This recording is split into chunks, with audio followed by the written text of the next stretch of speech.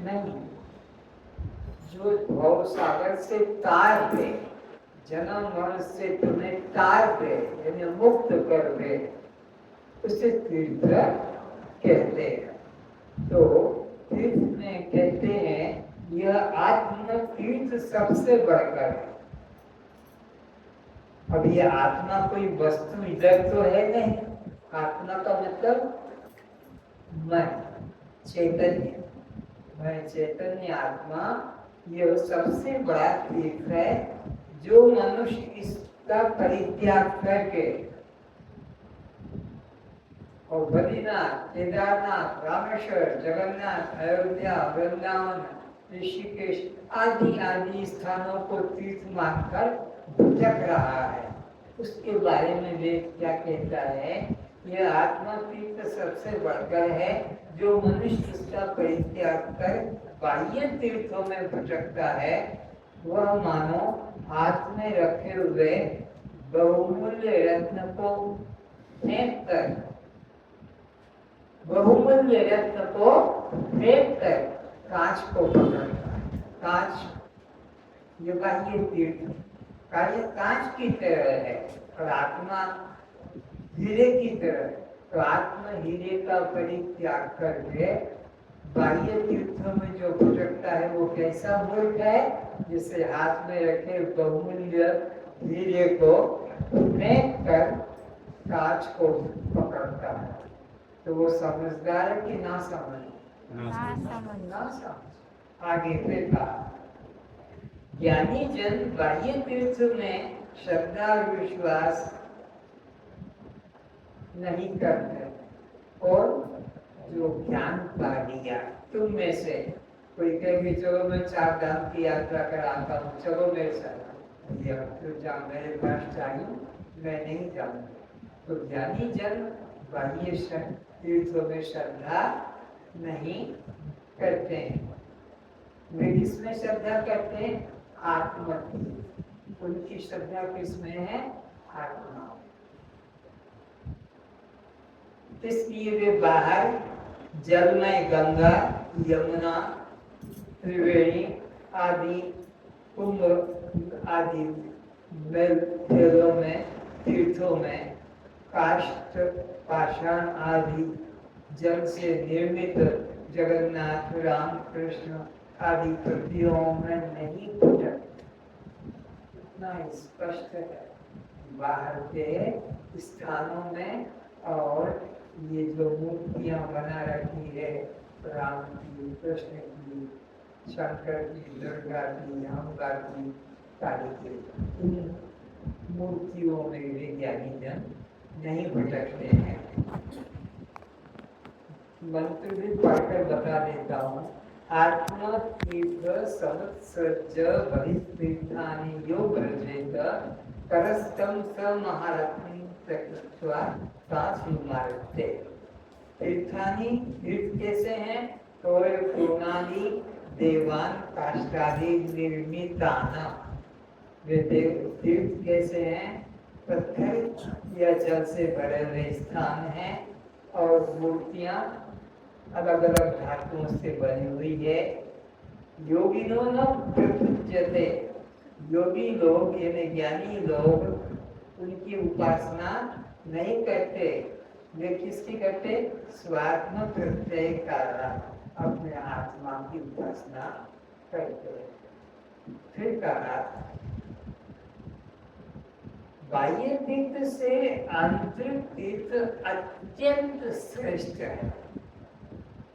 कौन से बाह्य तीर्थ? जिसमें दुनिया अज्ञानी भटक रही है, उनकी अपेक्षा ये जो देह में आत्मा का भाव जग जाना, अहम ब्रह्मास्मि, अयम आत्मा ब्रह्म, प्रज्ञानम ब्रह्म, सोहम शिवोहम, ये जो है ये सबसे बड़ा तीर्थ है। तो बाह्य तीर्थ से आंतरिक तीर्थ अत्यंत श्रेष्ठ है।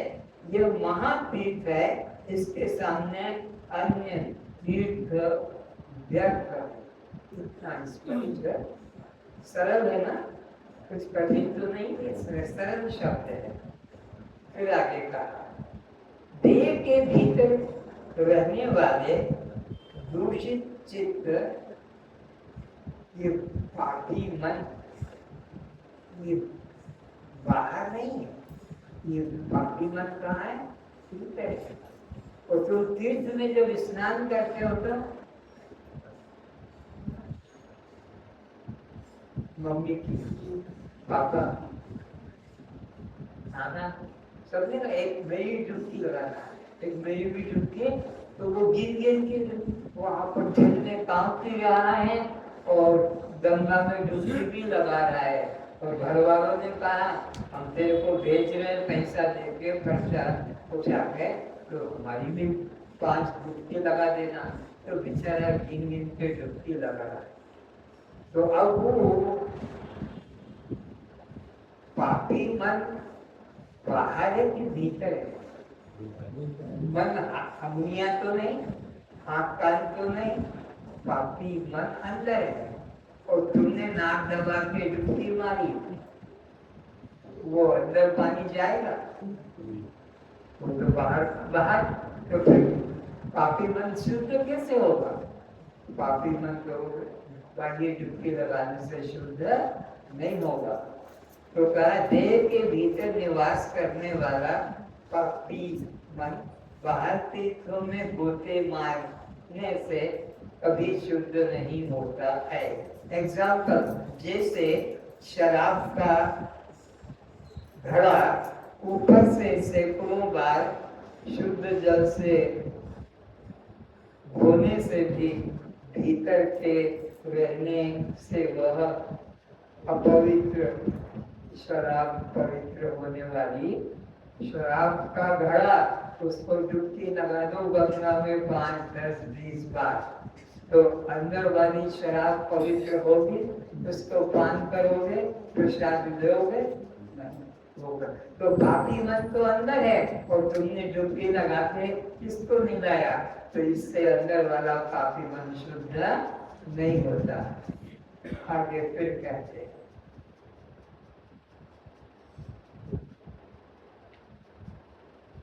कल्याण रूप परमेश्वर इस देह में ही विराजमान है। कल्याण रूप परमात्मा इस देह में ही विराजमान है। उसे न जानने वाला मूर्ख, उसे न जानने वाला, सो हम इस रूप में, शिवो हम इस रूप में न जानने वाला मूर्ख बाह्य तीर्थ, दान, जप, यज्ञ और काठ, पाषाण, धातु से बनी मूर्तियों में परमात्मा को खोजता फिरता है। जो समझदार नहीं बल्कि ना समझी है, क्यों? चैतन्य परमात्मा, कल्याण रूप परमात्मा को अंदर बैठा है। तो कल्याण रूप परमेश्वर इसी देह में है, पर उसको न मानकर बाह्य तीर्थों में गोते लगाता है। फिर कहा, अपने अंतर में निरंतर निवास करने वाले मुझ परमात्मा का निरादर करता हुआ जो जीव केवल मनुष्य के द्वारा बनाए मंदिर, तीर्थ आदि मूर्तियां की सेवा में लगा है, वह मूर्ख तो हाथ में रखे अन्न को फेंक कर, हाथ में रखा है कोई लड्डू, फिर कोई पेड़ा, फिर भात, उसको फेंक कर और कोहनी को चाट कर अपनी भूख मिटाना मिटेगी? कोहनी को वहां तक जीव जाएगी। तो कैसे एग्जाम्पल दिए कि कोहनी को चाट कर भूख मिटा, हाथ का लड्डू, हाथ का भात तो फेंक दिया। तो ये आत्म ज्ञान तो हाथ का लड्डू जैसा था, इसको तो त्याग दिया। और ये बाह्य तीर्थों में गोते लगाना कैसा है? अपने कल्याण के लिए, जैसे कि कोहनी को चाट कर भूख मिटाना।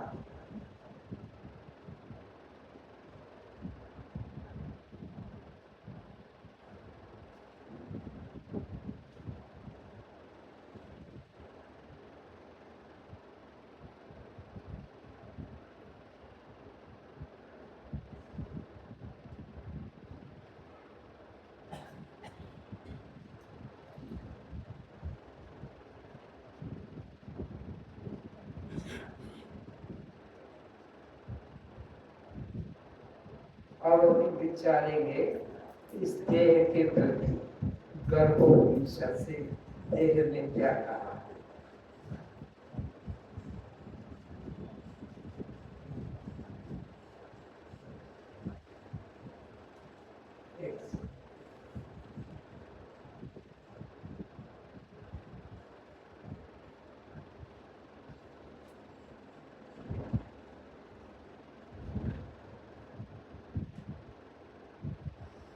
हमारा शरीर कैसे बनता है ये विज्ञान बाहर कहीं नहीं मिलेगा। कैसे स्त्री पुरुषों के संबंध होते हैं, कैसे उसमें से रजबीरी निकलता है, पहले महीने में, दूसरे महीने में, तीसरे महीने में, चौथे, पांचवे, छठे, सातवें महीने में ये पूर्ण होता है। फिर इसको कैसे भूख प्यास लगती है, फिर सर नीचे और पैर ऊपर होता है, उसका वर्णन यहाँ दिया है। पुरुष शुक्र और स्त्री रज के संयोग से गर्भ बनता है। पुरुष का वीर्य धातु और स्त्री का रज धातु के संयोग से मिलन से यह गर्भ बनता है। फिर मासिक धर्म के समय उचित प्रकार गर्भाधान होने पर शुक्र और शोणित के योग से एक रात्रि में कलल और 7 रात्रियों में बुध बनता है। एक पखवाड़े में पिंड बनता है जो 1 मास में कठिन होता है, 2 मास में सिर और 3 मास में पांव बनते हैं, चौथे मास में टखने, पेट और कमर बनते हैं, 5वें मास में पृष्ठ, रीढ़ और छठे मास में मुख, नाक, कान, नेत्र आदि बनते हैं। 7वें मास में जीव युक्त होकर 8वें मास में परिपूर्ण होता है। शुक्र की अब स्त्री कैसे होती है, लड़की और लड़का कैसे होता है, कि नपुंसक कैसे होता है, कि बोना लंगड़ा लूला कैसे बनता है, उसका विधान बताया है।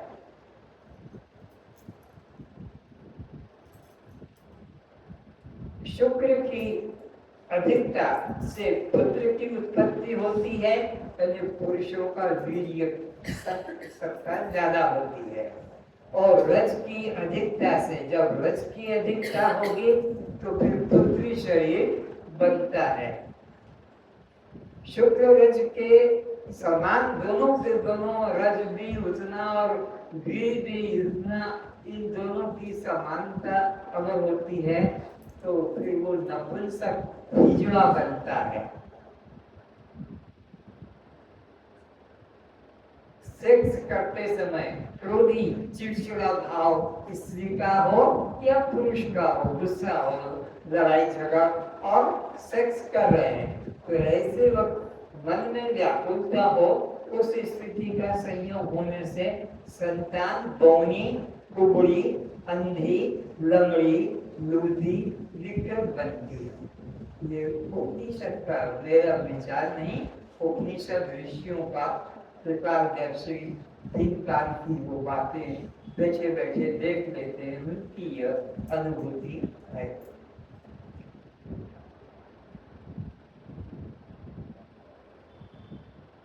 जब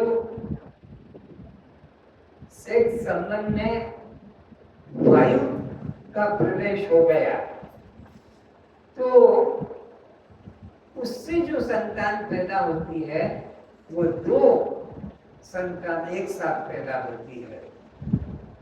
2 भागों में भी उस वक्त वो विचार वितरित हो जाता है। जब वायु के सामर्थ्य से शुक्र यानी पुरुष का वीर्य शुक्र 2 भागों में वितरित होता है, तब युग्म संतति उत्पन्न होती है। फिर 9वें मास में वह ज्ञानेंद्रिय आदि से युक्त होकर पूर्ण हो जाता है। उस समय वह पूर्व जन्म की याद, उस समय फिर 9 महीने में पूरा हो जाता है। ये जीव सर नीचे और पैर ऊपर होते हैं, कैसा शीर्षासन करता है वहाँ। जब भी बच्चा पैदा होता है तो पहले टांग निकलते कि सर, पहले बच्चे का सर निकलता है। तो 9 महीने उस अवस्था में वहाँ वह रहता है।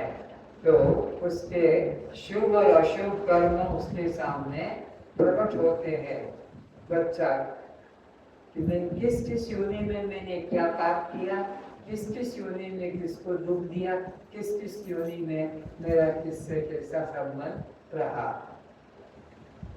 उस समय गर्भ में प्राणी सोचता है कि मैंने अपने हजारों पहले जन्मों को देखा, हजारों जन्मों को देखा और उनमें विभिन्न प्रकार के भोजन किए तथा विभिन्न योनियों में स्तनपान किए।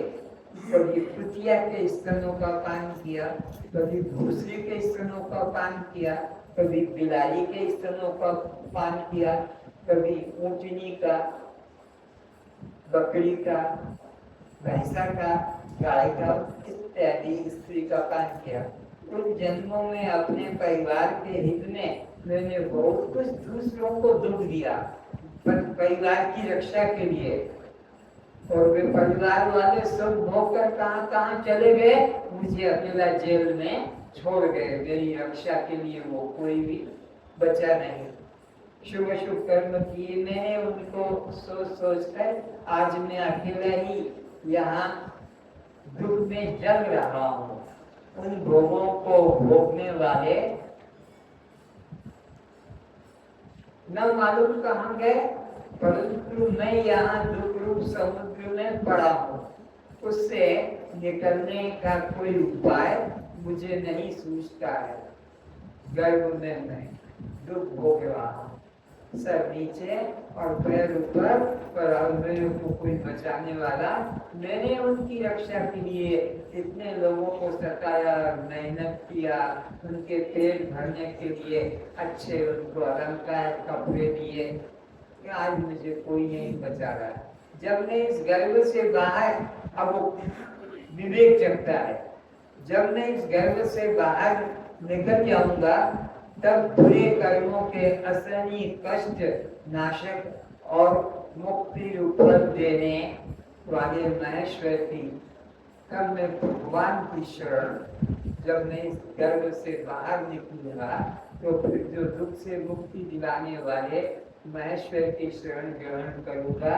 जब मैं इस योनि से मुक्त हो जाऊंगा तब नारायण का आश्रय लूंगा, अथवा गर्भ योनि से छूटने पर मुक्ति रूप अन्नदाता ज्ञान योग का साधन करूंगा। तब प्रतिज्ञा किया, अभी बुलाने से नहीं आते हैं ज्ञान योग में, घटते घटते 7-8 लोग रह जाते हैं। जबकि गर्भ में प्रार्थना करता था, यदि मैं गर्भ योनि से निकल सका तो ब्रह्म का चिंतन में मन लगाऊंगा। इस प्रकार से विचार करता हुआ यह प्राणी बड़े कष्ट से जन्म ले पाता है और माँ के उस मूत्र द्वार योनि से बाहर आता है। परंतु जन्म लेने पर वह माया का स्पर्श होते ही पूर्व जन्म और मृत्यु के कष्ट भूल जाता है। वहाँ जो सोच रहा था गर्भ में और दुख का अनुभव कर रहा था, बाहर आने पर भूल जाता है। अपने गर्भाधान का भी ध्यान नहीं रहता है और शुभ अशुभ कर्म भी लुप्त हो जाते हैं। स्त्री योनि द्वार से गर्भस्थ शिशु का बाहर आना वैसे ही महान कष्टप्रद है जैसे कि नाक के छेदने से नारियल को बाहर लाना। सहज है, इतना आसानी देखना, नाक का छेद कितना सा है, अंगुली जैसा, और नारियल को उससे बाहर निकालना बच्चे के लिए भी मरण जैसा होता है। और जन्मत मरत दूसरा दुख होई, रामायण में वर्णन आता है, जन्मना गर्भ से ऐसा कि बच्चे के लिए भी घातक होता है और उसकी मां के लिए भी दुखदायी होता है। यह जीव कर्म करने के लिए स्वतंत्र है कि यह शुभाशुभ काम में करूंगा तो इसका फल मुझे ही भोगना पड़ेगा। यदि हत्या, चोरी, गर्भपात, अशुद्ध आहार कर लिया तो फिर फल भोगने से वह बच नहीं सकता। जो जस करें सो तस फल चाहा। अतः प्रत्येक मानव को कर्म करने से पहले अच्छी तरह विचार कर लेना चाहिए, ये करूं कि ना करूं, ये करूंगा तो ये फल अच्छा है और ये करूंगा तो ये फल बुरा है। तो अच्छा फल का काम करूं, बुरे वाले फल का काम, ये मनुष्य के हाथ में है। उसकी बुद्धि, विवेक, परिवार, घर वाले, संग दोष के द्वारा वह अपना निर्णय नहीं ले पाता है।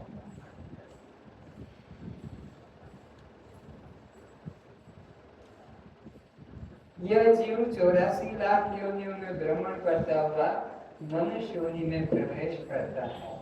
जन्म के समय यह एक शरीर को मां रूप स्वीकार कर उसके स्तन का काम करता है और फिर यही जीव युवावस्था में दूसरे शरीर पत्नी के स्तनों का दबाकर मर्दन करता है। वह पुनः उसमें चूषण क्रिया कर प्रसन्नता का अनुभव करता है। अर्थात यह मनुष्य पत्नी से मैथुन संबंध कर उसी के गर्भ में हम सब जितने विचारशील हैं, पुरुष ही पत्नी के गर्भ में जाकर पुत्र रूप में पैदा होता है। पुत्र रूप में कौन पैदा होता है? पुरुष ही स्त्री के गर्भ में जाता है वीर्य रूप में और 9 महीने वहां पुत्र के रूप में वृद्धि पाता है और वह पुत्र ही इस अपनी स्त्री को मां बनाकर उसका दुग्ध पान करता है। अर्थात यह मनुष्य पत्नी से मैथुन संबंध कर उसी के गर्भ में वीर्य रूप से स्थित होकर पुत्र रूप में पैदा होता है और उसे मां बनाकर स्तनपान करता है।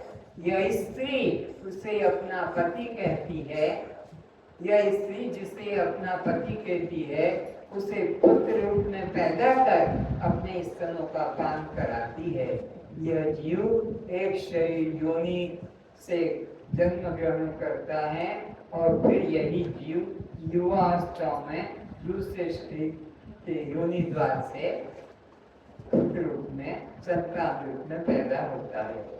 एक जन्म में जो माता होती है अन्य जन्म में वह पत्नी बन जाती है।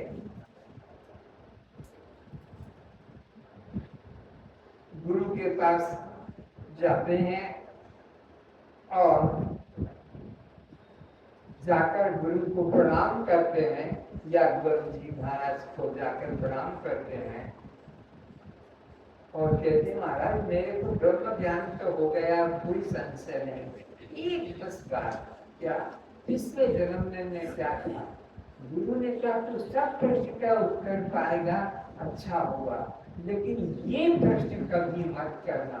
अगर ये प्रश्न करेगा तो तेरा जीवन नष्ट हो जाएगा। बोले गुरु जी आपने जो ब्रह्म ज्ञान अमृत ज्ञान दिया मेरा कोई उसको हरण नहीं कर सकता है। आप मुझे बताओ पिछले जन्म में मैं क्या था? एक मान जा पछताएगा, नहीं नहीं गुरुदेव आपने अमृत पिला दिया, अब वो कभी नष्ट नहीं होगा। तो जब पिछले जन्म में तू क्या था देखना है तो जा मेरे पास से देख घर जाकर। और पत्नी से कहा था कि तू तैयार हो जा, मैं अभी गुरु जी को प्रणाम करके आता हूँ और फिर घूमने चलेंगे। आज छुट्टी का दिन है तो ऐसे भ्रमण करेंगे। गुरु जी ने तो कह दिया तूने जिद की है तो जा, मैंने तेरे को शक्ति दे दी कि तू पिछले जन्म में क्या था।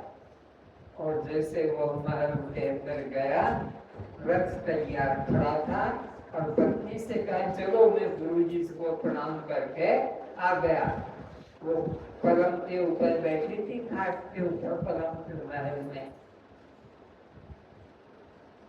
हाय मेरी माँ, वो बच्चे, ये मेरी माँ, और मैं इसको पत्नी बनाकर भोग रहा था, ये बच्चे, ये मेरी माँ। गुरु जी ने ठीक कहा था कि देख, तेरा जीवन बर्बाद हो जाएगा, कभी मत सोचना पिछली जन्म को, जो जस करे सो तस कर। अब उस दिन के बाद पत्नी का संबंध छूट गया। क्यों? कि पत्नी के पास जाता है वो माँ दिखती है, पिछले जन्म की माँ, अब बच्चे पैदा हो रहा है, वो है जीवन में अपनी पत्नी के प्यार से वंचित हो गया, क्योंकि वो तो पिछले जन्म की माँ। तो पिछले जन्म की बेटी इस जन्म में हमारी पत्नी बन जाती है, या पिछले जन्म का हमारा कोई मित्र उस जन्म में हमारा शत्रु बन जाता है। अपने कर्म का खेल है। जो पिता होता है वो पुत्र बन जाता है, और पुत्र पिता बन जाता है। इस प्रकार यह संसार चक्र चल रहा है, जिसमें प्राणी विभिन्न योनियों में आवागमन करता रहता है।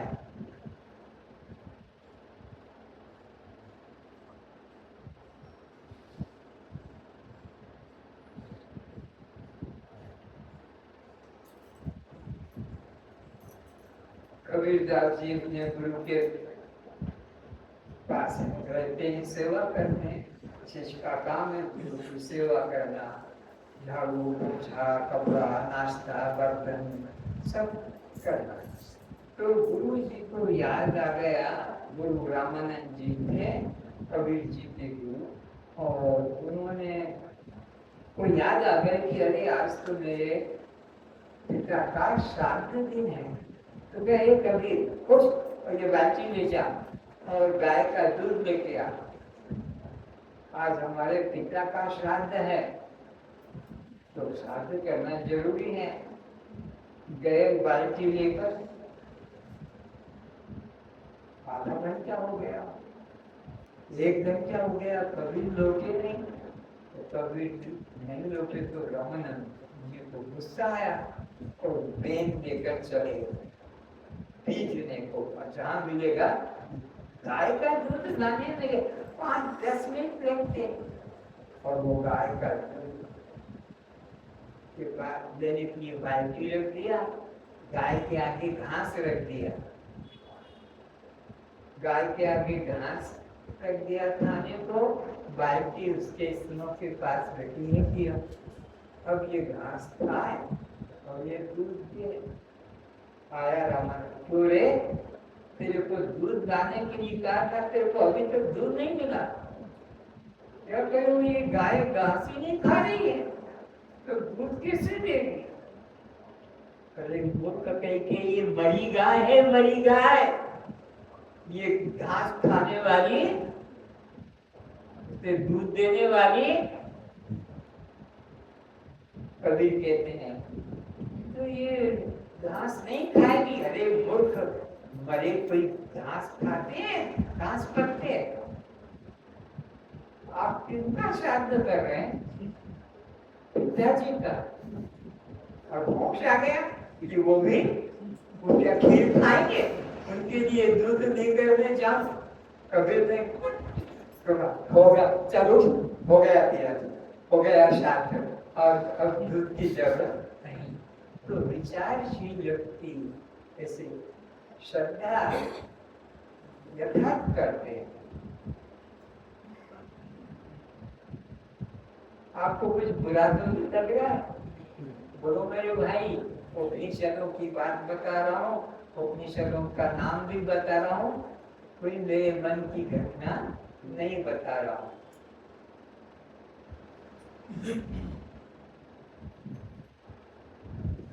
वरुण ऋषि के पुत्र हैं भृगु जी।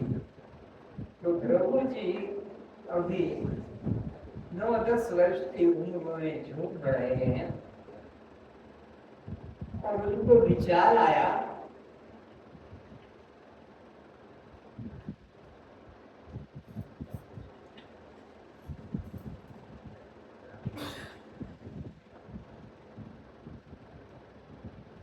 कि ये मनुष्य जीवन मिला है आत्मज्ञान पाने के लिए, ये कब छूट जाएगा कोई भरोसा।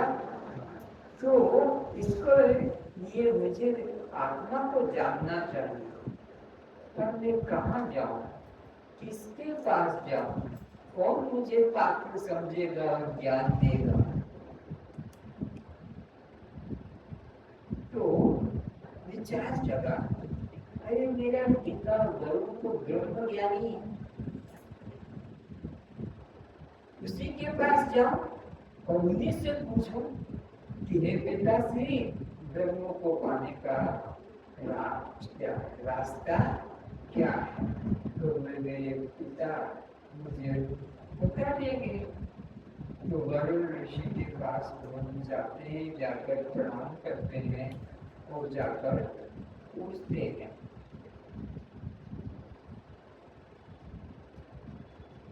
किसी दूसरे आचार्य के पास जाने की जरूरत, क्योंकि घर बैठे गुरु मिल गया, तो अब बाहर किसी गुरु के पास जाने की जरूरत ठीक नहीं समझी। तब वरुण ने प्रभु से कहा, हे पिता, परमात्मा को जानने का रास्ता सुनो। अन्न, प्राण, नेत्र, श्रोत्र, मन और वाणी, ये सभी ब्रह्म की उपलब्धि के द्वार है। इन सभी के माध्यम से तुम ब्रह्म को प्राप्त कर सकते हो और कोई साधन ढूंढने की जरूरत नहीं। इन सब में ब्रह्म की सत्ता स्फुरित हो रही है। कौन कौन? अन्न, प्राण, नेत्र, श्रोत्र, मन और वाणी। क्योंकि बिना परमात्मा की शक्ति के न आंख काम करेगी, न प्राण काम करेंगे, न तुम्हारे कान काम करेगा, न त्वचा। इन सब में परमात्मा की सत्ता विद्यमान है। ये जितने हमारे 5 कर्मेंद्रिय, पंच ज्ञानेंद्रिय और मन बुद्धि चित्तांकार, ये 14 त्रिपुटियां जो बताई थी, इन सब में एक परमात्मा की सत्ता विद्यमान है। अगर वो परमात्मा की सत्ता अंदर न होगी तो न मन काम करेगा, न बुद्धि काम करेगी, न चित्त। क्योंकि मरे में एक भी काम नहीं होंगे। मरे व्यक्ति से जीवित व्यक्ति में यह 5 कर्मेंद्रियां भी काम करती है। वाक, पानी, पाद, उपस्थ, बुद्धि, ये 5 कर्मेंद्रिय और श्रोत्र, त्वचा, चक्षु, जिह्वा, घ्राण, ये 5 ज्ञानेंद्रिय। तो मन बुद्धि चित्त अहंकार, श्रोत्र, त्वचा, चक्षु, जिह्वा, घ्राण और वाक, पानी, पाद, इन सब ये मन परमात्मा को पाने के द्वार है। यानी किसी इंद्रिय के साथ चले जाओ तो परमात्मा तक तो पहुंच जाओगे। जैसे मैंने आपको दृष्टि का बोध कराया था सिनेमा के द्वारा, तो तुमने क्या किया? सबसे पहले 3rd क्लास उससे दृष्टि को अपने को माना कि मैं दृष्टा हूँ और ये इच्छा। फिर उसके पीछे 2nd क्लास के लोग आ गए, तो वो भी अपने को दृष्टा मानते हैं। और किस किस को दृष्टि मानते हैं? 3rd क्लास और टीचर। उसके पीछे 1st क्लास में लोग आ गए, तो वो अपने को दृष्टा मानते हैं और अपने आगे 2nd क्लास, उसके आगे 3rd क्लास, उसके आगे टीचर। समझ में आ गए ना? ये तो सरल बात है, तुम्हारे देखी हुई है। फिर उसके पीछे बैलकुनी में लोग आ गए, तो 1st class, 2nd class, 3rd class, teacher, चारों को ही दृष्टि देख रहे हैं। और वो बैलकुनी वाला अपने को, फिर वो ऊपर ऑपरेटर की वहां पहुंच गए, तो वहां से वो इस बैलकुनी वाले को, 1st क्लास वाले को, 2nd क्लास वाले को, 3rd क्लास वाले को, टीचर को, कोई दृश्य देखकर अपने को दृष्टा। अब उसको देखने वाला पीछे कोई, तो वो अंतिम दृष्टा। ये सिनेमा हॉल था। इसी तरह शरीर की दृष्टि से आंख दृष्टा और ये रूप दृश्य हो गए। फिर आंख के पीछे कौन आ गया? मन आ गया। तो वो आंख को भी दृश्य मानता है, रूप को भी। फिर इसके पीछे बुद्धि आ गई, तो बुद्धि मन को भी, इस रूप को भी दृश्य। उसके पीछे फिर जो साक्षी है वो सबको देखता है, उसको कोई देखता वो क्या होगा। तो इस तरह से गुरु जी ने कहा परमात्मा को जानना है तो अन्न प्राण मन बुद्धि चित्त अहंकार ये द्वार है परमात्मा को जानने के। इन द्वार से परमात्मा जाना जाता है।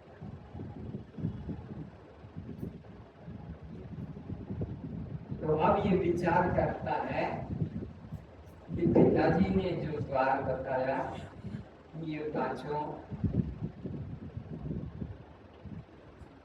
द्वार से तो परमात्मा को जान सकता है। तो गुरु जी ने कहा जाओ चिंतन करो। फिर साहब तक बैठा बैठा चिंतन किया और उसको खुशी हुई कि मैंने जान लिया कि यह आँख ही नेत्र ही दृष्टा या सॉरी नेत्र नहीं। पहले तो उसने अन्न को बताया कि अन्न ही ब्रह्म है। क्यों? सब अन्न से पैदा होते हैं, अन्न से जीवित होते हैं और मरकर फिर इसी पृथ्वी अन्न में लीन हो जाते हैं। तो जिससे सब उत्पन्न होते हैं, जिससे पालन होता है और जो सब में लीन हो जाता है वो ब्रह्म है। ये बात प्रसिद्ध है। तो ये गुरु जी को मैं जाके बताऊं तो गुरु जी खुश हो जाएंगे कि मेरे बेटा कितना होशियार, इतनी जल्दी। बड़े बड़े योगी सन्यासी नहीं जान पाते हैं, वर्षों तक करते हैं, और मेरे बच्चे ने 7 घंटा टाइम दिया, आ गया। ऐसा सोच कर मेरे पिता खुश हो गए। तो जाकर साष्टांग प्रणाम किया और कहे पिता से तो आपने कहा था यह अन्न, ये प्राण, ये मन, यह बुद्धि ब्रह्म है, ये सब परमात्मा को द्वार है। तो मैंने जान लिया अन्न ही ब्रह्म है। अन्न से सब उत्पन्न होते हैं, अन्न से सबका प्राण पोषण होता है और लड़कर सब इसी पृथ्वी अन्न में जाते हैं। गुरु चुप बोल रहे, कुछ नहीं बोला। वो प्रणाम करते हुए बोल रहा है ये क्या हुआ है? अब कहेंगे कुछ तो ठीक है, कोई जवाब नहीं आया। तो सोचा इसमें कि मेरी कोई भूल होगी। तो वैसे पिताश्री अगर मैंने परमात्मा को ठीक नहीं जाना तो आप फिर उपदेश कीजिए। पिता ने मौन रहते कहा कि और साधन कर और तपश्चर्या कर, तब वो परमात्मा मिलेगा। और परमात्मा को पाने का तो अन्न प्राण मन बुद्धि यही द्वार है। जाओ और तप करो। तप का मतलब शरीर को सताना नहीं, तप का मतलब अधिक चिंतन, अधिक विचार करो। बिना विचारे जो करे सो पाछे पछताए। तो इस तरह से वो तप करता गया और 1 साल हो गया। तो अन्य से पिता ठीक मेरे को कहा कि बहुत तप करो। और पता लगा कि अन्न ब्रह्म नहीं है, खुद को विचार प्राण ब्रह्म है। क्योंकि प्राण से सब जिंदा रहते हैं, प्राण से ही दूसरे को पैदा, मुर्दा किसी को पैदा, कोई जीवित आदमी तो किसी दूसरे को उत्पन्न करेगा। तो प्राण ही ब्रह्म है, प्राण से उत्पन्न होते हैं, प्राण से रक्षा होती है और मरकर प्राण में लीन हो जाते। अब मेरा पिता जरूर खुश होगा। फिर गया 1 वर्ष तप करके और साष्टांग प्रणाम किया और कहे पिता से अगर मैंने ब्रह्म को जान लिया, ये प्राण ही ब्रह्म है। जाकर कहा पिताश्री आपने जो कहा कि कर मैंने तप करके जाना, ये प्राणी ब्रह्म, क्योंकि प्राण चिंता प्राणी से ही दूसरा कुछ काम होता है, मुद्दे से कोई काम, तो किसी से उत्पत्ति होती है, किसी से पालन होता है प्राण से, और प्राण में यह लीन हो जाता, प्राण निकल जाते हैं, वायु में हो जाते। पिता फिर चुप रहा, ये सोचता अब बोलेगा कि तुमने जल्दी समझ लिया।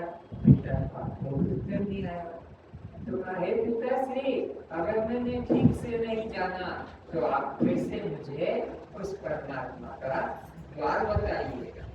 पिता ने सोचा मैं कुछ नहीं बोलूंगा तो निराश हो जाएगा, इसलिए इसको आश्वासन देना है और साधन से भटक भी ना जाए। तो कहा तुमने अभी तक जो जाना है परमात्मा के स्थूल रूप को जाना है, ये प्राण और यह अन्न स्थूल है, परमात्मा तो अति सूक्ष्म है, और विचार रूप तब कर, और विचार रूप तब कर, तब तुम उसका अनुभव कर सकेगा। फिर प्रणाम करके और कपने लग गया, तो अन्न भी ब्रह्म नहीं और प्राण भी ब्रह्म नहीं, विचार करते करते लगा वाणी ब्रह्म, वाणी के द्वारा ही विषय की चर्चा होती है, वाणी से ही चिंतन होता है। इस प्रकार से उसने अपने पिता के उपदेश को फिर मन में दोहराया और 1 वर्ष तक इसी तरह तप करने के बाद पिता के पास गया और जाकर कहा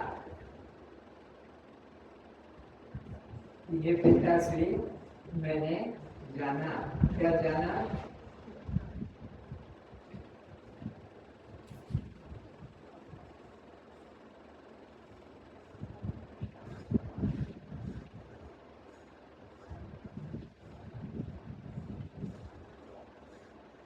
ये मन ब्रह्म है, ये मन ब्रह्म है। मन से ही उत्पत्ति का विचार आता है, मन से ही पालन करने का विचार होता है, और मर कर ये जीव निकल जाता है, मन होगा। तो पिता को जाकर कहा, पिता ने सोचा कि सुनना यह पहले की अपेक्षा गहराई में उतरा है। पहले तो कहाँ था यह, अन्न में ब्रह्म हो जाता, फिर उसके बाद में प्राण में ब्रह्म को खोजा, अभी इसने मन, तो अब ये और गहराई में उतरा है और आगे चलेगा तो ये पहुंच जाएगा, इसे निराश मुझे नहीं करना है। तो पिता ने सोचा कि पहले की अपेक्षा तो गहराई में उतरा है, परंतु अभी इसे और भी गहराई से विचार करना चाहिए, अतः उत्तर न देना ही ठीक है। पिता से अपनी बात का उत्तर न पाकर प्रभु ने पुनः पहले की भांति प्रार्थना की, हे भगवान यदि मैंने ठीक से परमात्मा को नहीं समझा है तो कृपया आप मुझे ब्रह्म तत्व समझाइए। तब पिता वरुण ने पुनः उत्तर दिया, तू विचार रूपी तप के द्वारा ब्रह्म के तत्व को जानने की इच्छा था। जब बार बार उत्तर दिया जा रहा है विचार रूपी तप, ये तप का मतलब भूखे नंगे रहना सर्दी गर्मी से ना, ये नहीं, विचार रूपी तप पर तो जानने की इच्छा कर। यह विचार रूप तप साधनी, यह विचार रूप साधनी ब्रह्म है। वस्तु सिद्धि विचारे न किंचित कर्म कोटि वीर, विवेक चूड़ामणि ने कहा वस्तु सिद्धि विचारे न, परमात्मा की अनुभूति यानी प्राप्ति विचार से होगी, न कर्म कोटि भी, करोड़ों कर्म कर डालो, भूखे प्यासे रहकर सर नीचे कर ऊपर करके पशु की तरह जीवन व्यतीत करो, पत्र खाकर पानी पीकर तो भी कल्या, न कर्म कोटि, वस्तु सिद्धि विचारे, और बिना विचारे जो करे सो पाछे पछता है, अपना जीवन नष्ट हो जाता है। तो पहले की भांति संयम पूर्वक रहकर पिता के उपदेश पर फिर विचार किया। विचार करके उन्होंने ये निश्चय किया विज्ञान स्वरूप चेतन जीवात्मा ही ब्रह्म है। बढ़ते बढ़ते आया जीवात्मा ही ब्रह्म है। लोगों ने सोचा पिताजी ने जो ब्रह्म के लक्षण बताए थे वे सब के सब पूर्णतया जीव में पाए जाते हैं। ये समस्त प्राणी जीवात्मा से उत्पन्न होते हैं। सजीव चेतन प्राणियों से ही प्राणियों की उत्पत्ति प्रत्यक्ष देखी जाती है। उत्पन्न होकर इस विज्ञान स्वरूप जीवात्मा से ही ये चीजें हैं। यदि जीवात्मा न रहे तो ये मन, ये इंद्रियां, ये प्राण आदि कोई भी शरीर में नहीं रह सकते और कोई भी अपना काम नहीं कर सकते तथा मरने के बाद ये मन आदि सब जीवात्मा में ही प्रविष्ट हो जाते हैं। जीव के निकल जाने पर मृत शरीर में यह देह सब देखने में नहीं आते हैं। मृत शरीर में यह सब देखने में नहीं आते। ना मन मिलेगा, ना वहाँ प्राण मिलेंगे, ना वहाँ पर कोई इनकी का काम हो सकेगा। अतः विज्ञान रूप जीवात्मा ही ब्रह्म है। यह निश्चय करके पहले की भांति अपने पिता वरुण के पास आए। ये विचार करते करते विचार रूपी तब अपने पिता के पास आए, जाकर साष्टांग प्रणाम किया और आकर उन्होंने अपने निश्चित अनुभव की बात पिताजी को सुनाई। इस बात में पिताजी ने कुल कर पिताजी मौन रहे। ये सोचा अब कर देंगे और कई कर ध्यान होगा और किसी से काम की बात कर रहे होंगे मेरे पिता, इसलिए मेरे वचन पर ध्यान नहीं दिया।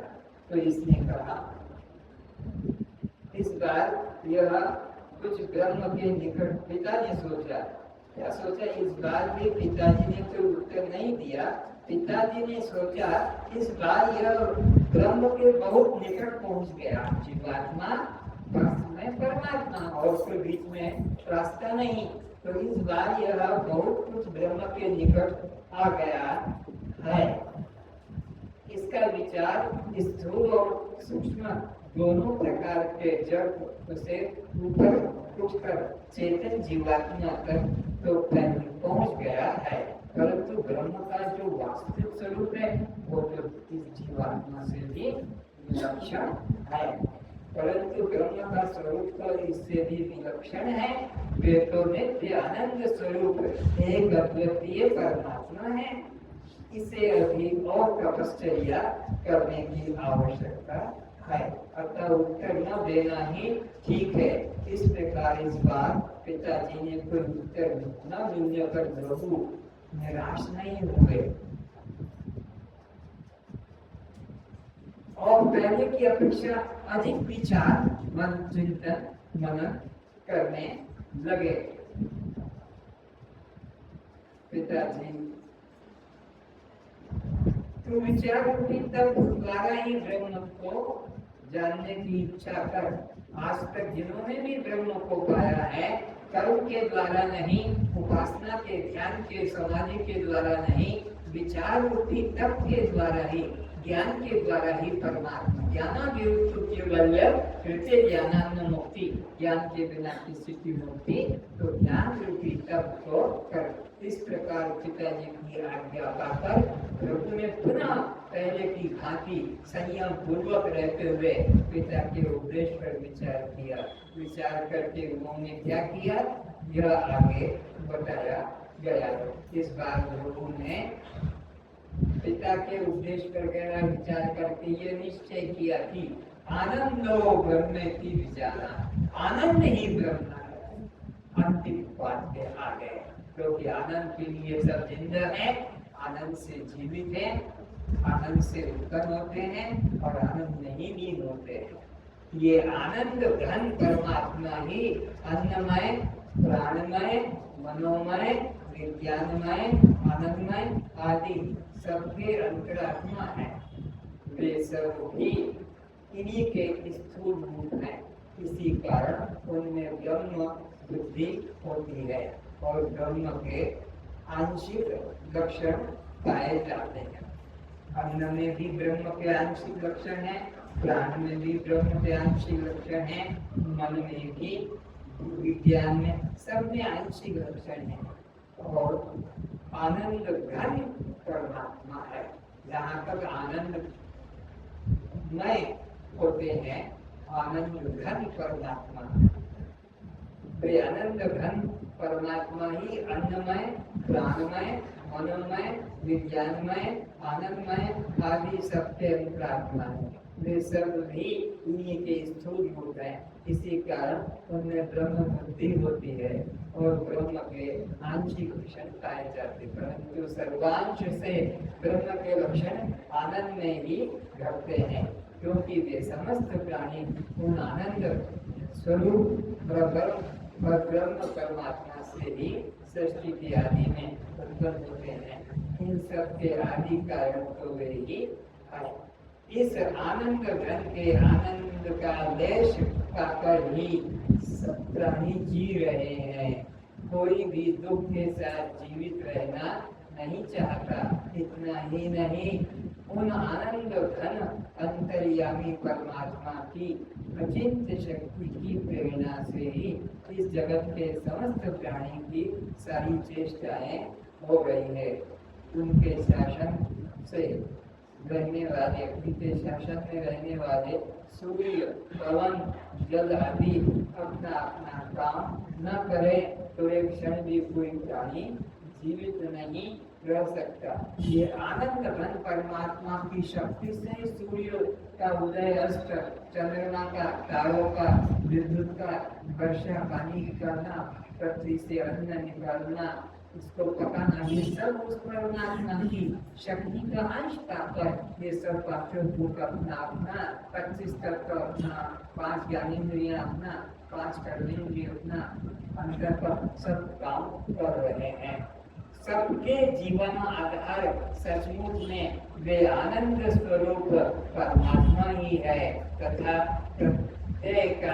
प्रलय काल में समस्त प्राणी से भरा हुआ यह ब्रह्मांड उन्हीं में लीन हो जाता है। महाप्रलय के समय परमात्मा में भी लीन हो जाता है, उन्होंने विलीन होता है, उन्हीं में विलीन होता है।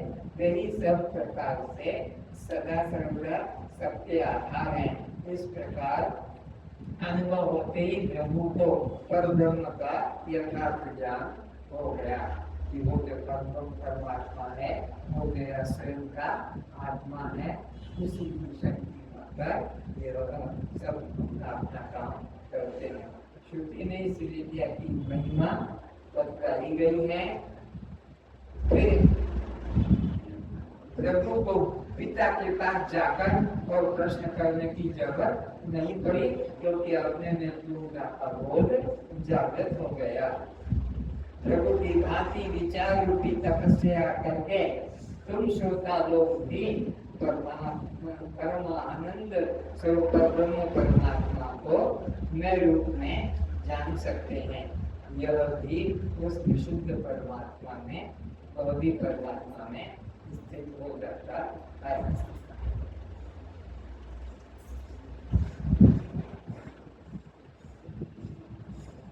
परमात्मा के लिए कहीं बाहर भटकने की जरूरत और परमात्मा के लिए कोई कर्म कांड करने की जरूरत, परमात्मा के लिए कोई योग, यज्ञ, उपासना आदि करने की जरूरत नहीं। परमात्मा साधन साध्य वस्तु नहीं है, और साधन साध्य वस्तु संसार है। साधन साध्य वस्तु तो जो भी साधन करके लाओगे एक दिन वो नष्ट है। कोई भी अनित्य वस्तु सदा, ये सब जगत सब अनित्य है, जगत के सामान भी अनित्य है। साधन करके लाओगे ये सब नष्ट हो जाएंगे। परमात्मा नित्य अपना प्राप्त स्वरूप है। ये उपनिषद ये 5 मंत्र हैं, छोटे से इशारे के रूप में।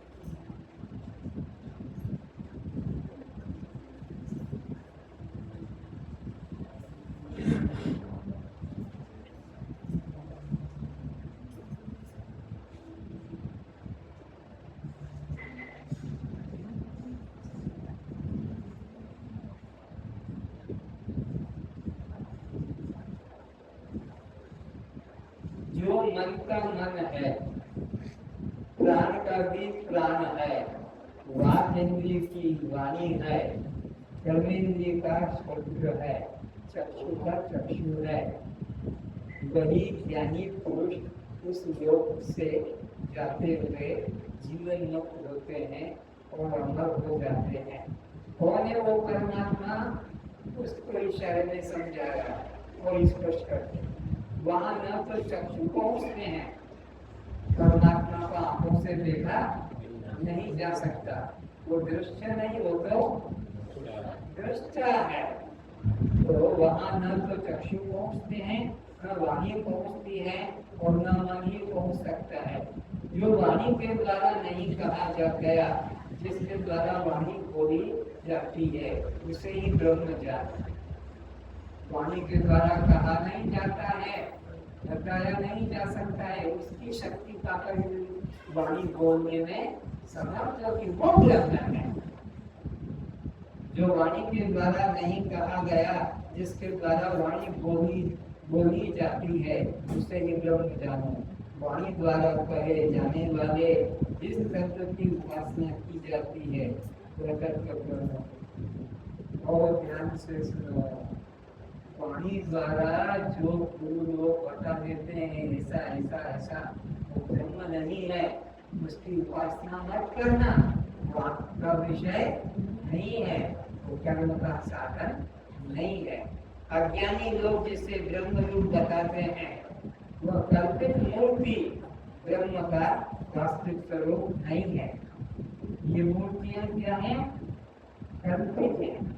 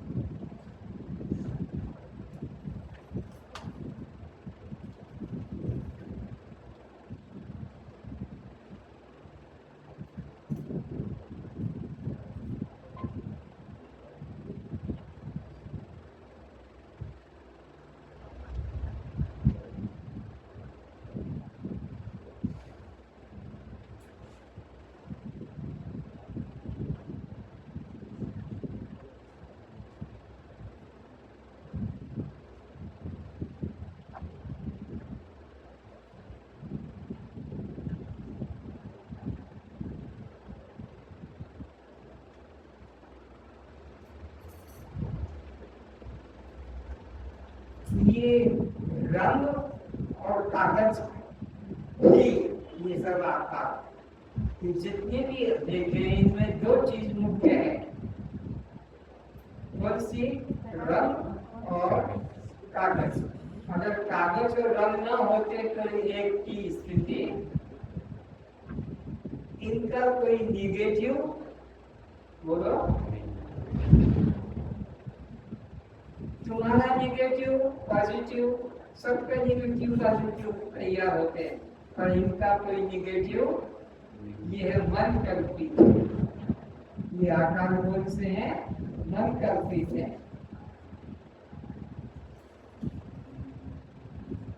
भगवान कृष्ण अर्जुन को कहते हैं, हे अर्जुन, देख रहा है अर्जुन किसको? बोलो, कृष्ण भगवान को। और अर्जुन को भगवान क्या कहते हैं? तू इन आंखों से मेरे असली रूप को, अविनाशी रूप को, चैतन्य रूप को देख नहीं सकता। अर्जुन के सामने है, वो देख नहीं सकता।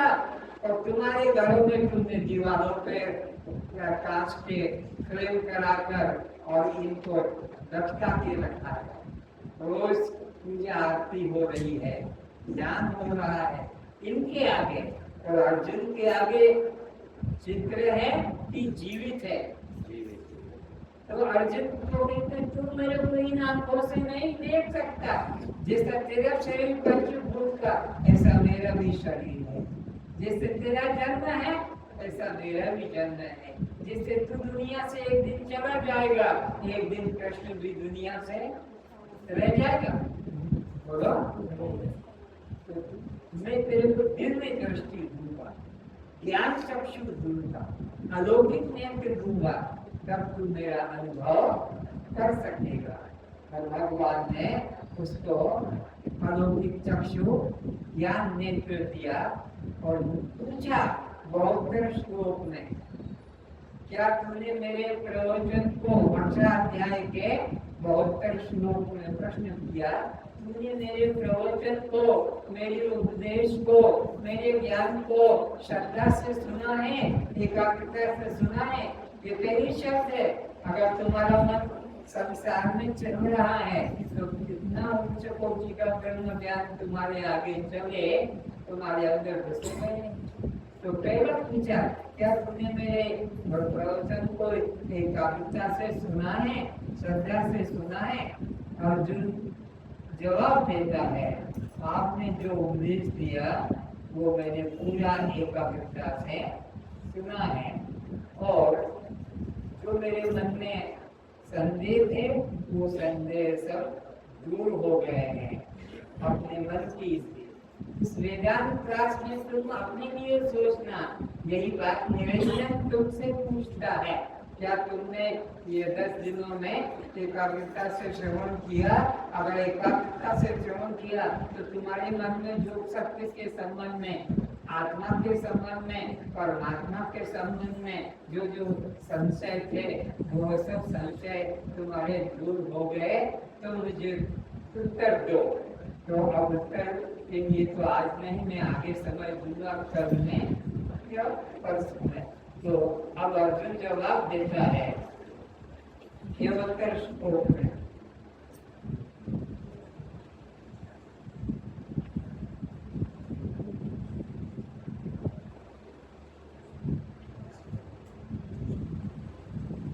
क्या जवाब दिया?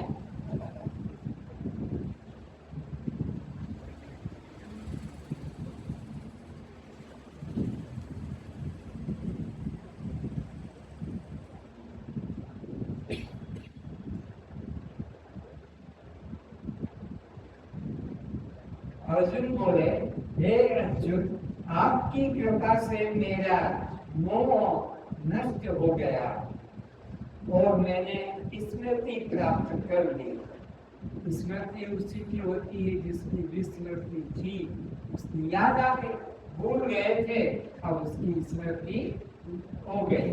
तो मैं संदेह रहित होकर स्थित हूँ। अब मैं आपकी आज्ञा का पालन करूँगा। जैसा जैसा जो कुछ आप करेंगे बताएंगे मैं वैसा ही करूँगा।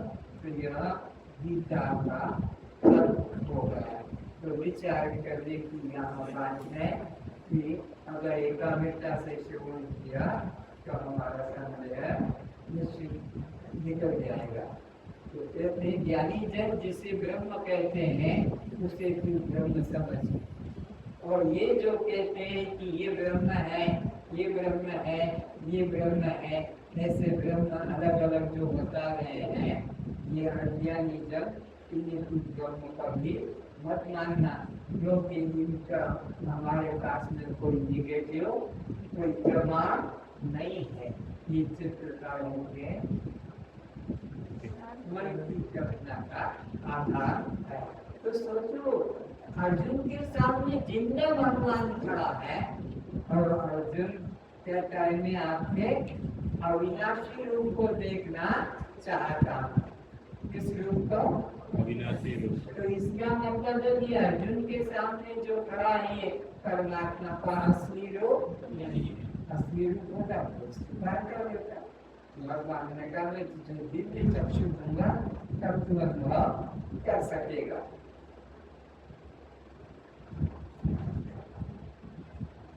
तो आगे कहते हैं जिसे कोई नेत्रों से भी नहीं देख सकता, परंतु जिसके द्वारा नेत्र को दर्शन शक्ति प्राप्त होती है, तो उसे ये ब्रह्म जान।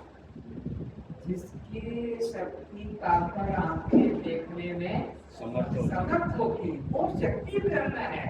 ये व्यक्ति ब्रह्म, शक्ति ब्रह्म है, उसको तो ब्रह्म जान। जिसकी शक्ति पाकर ये नेत्र रूप देखने में समर्थ होते हैं, वो शक्ति ब्रह्म है, व्यक्ति ब्रह्म नहीं।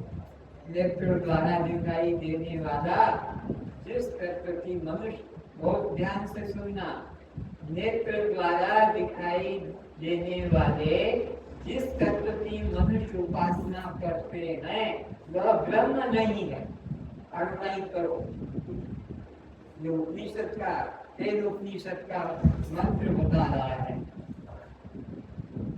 तेल उपनिषद प्रथम खंड का ये मंत्र बता रहा है।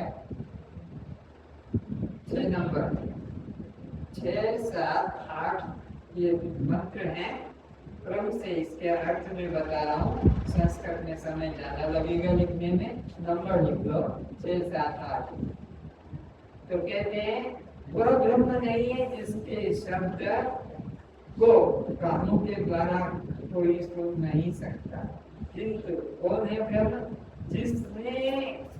जिससे इन श्रोत्रिंद्रियों को श्रवण शक्ति प्राप्त होती है, उसी को तू ब्रह्म जान।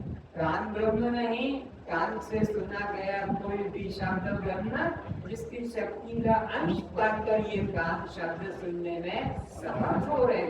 तदेव ब्रह्म तुम विद्धि, उसको तुम ब्रह्म जानो। तदेव ब्रह्म तुम विद्धि नेदम यदि तुम उपासते, ये दुनिया वाले जिसकी उपासना करते हो ब्रह्म, कान से सुने हुए की उपासना करते हैं। वो तो भुजा वाला है, 4 भुजा वाला है, 3 मुंडी वाला, ये सब सुने हुए कान के कहानियां हैं। तुम उसको ब्रह्म मत जानना। किसको ब्रह्म? जिसकी शक्ति का अंश पाकर ये कान इंद्रिय शब्द सुनने में समर्थ हो रही है, वो शक्ति ब्रह्म है। उसको तो मैं रूप करके जानना, उसको यह करके वह करके कभी मत जानना। लिख रहे हो तो एक बार फिर से बोलो, कान ब्रह्म नहीं, कान के द्वारा सुना गया कोई भी शब्द मंत्र ब्रह्म नहीं। लिखा आगे, जिसकी शक्ति का अंश पाकर ये कान शब्द सुनने में समर्थ हो रहे हैं। जिसकी शक्ति का अंश पाकर ये कान शब्द सुनने में समर्थ हो रहे हैं, वो शक्ति ब्रह्म है। उसकी तू मैं रूप से उपासना करना कि वह मैं हूँ। उसकी यह रूप में वह रूप में उपासना कभी मत करना। परमात्मा की उपासना करना है तो जिसकी शक्ति का ताकत ये कान शब्द सुनने में समर्थ होते हैं, तो शक्ति ब्रह्म है। वह शक्ति ब्रह्म है, वह मैं हूँ। उसकी यह वह रूप में उपासना मत करना। आगे फिर एक और एग्जाम्पल देते हैं, आखिरी नंबर पर। जो प्राण के द्वारा प्रेरित नहीं होता, किंतु जिससे प्राण प्रेरणा प्राप्त करते हैं, उसे ब्रह्म जान। प्राण शक्ति से चेष्टावान हुए जिस तत्व की उपासना की जाती है वह ब्रह्म। प्राण ब्रह्म नहीं, प्राण की शक्ति पाकर जो ये शरीर काम करता है वो भी ब्रह्म नहीं। जिसकी शक्ति पाकर ये प्राण भीतर बाहर हो रहे हैं वो ब्रह्म है। प्राण के द्वारा तो ये जिंदा रहता है, शरीर मर भी जाता है, इसकी उपासना मत करना। प्राण की शक्ति से जो शरीर काम करता है वो ब्रह्म, बल्कि जिसकी शक्ति पाकर प्राण भीतर बाहर हो रहे हैं वो ब्रह्म है। उसकी उपासना करना वो ब्रह्म। तो इस तरह से ये उपनिषद के ये 4 मंत्र आपको इशारा देते हैं कि परमात्मा व्यक्ति नहीं, शक्ति है। और वो शक्ति तुम हो, तुम इस देह को अपना करके मैं करके मत जानना।